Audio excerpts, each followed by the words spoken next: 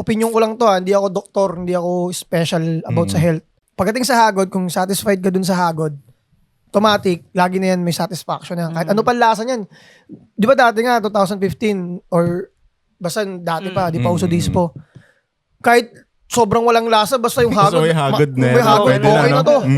Dahil sa nicotine, yung addiction, addictive na chemical, yun yung epekto nung Nick talaga. Yung ma-addict ka dun sa logic, kung paano ka maka-exit din talaga. Kung manggagaling ka dun sa dati mong bisyo, pupunta ka rito, lalo na nung dati may e-juice pa. May 0 mg nun, 3, 0, 3, 6, 12, 24, ganyan.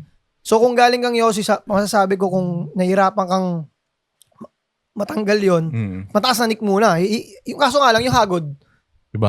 pipilitin mo. Hanggang sa bumaba ka lang, bumaba. Hanggang sa 0 mg ka na. Therapy siya, no? Oo, therapy siya hanggang biglang boom, wala ka na.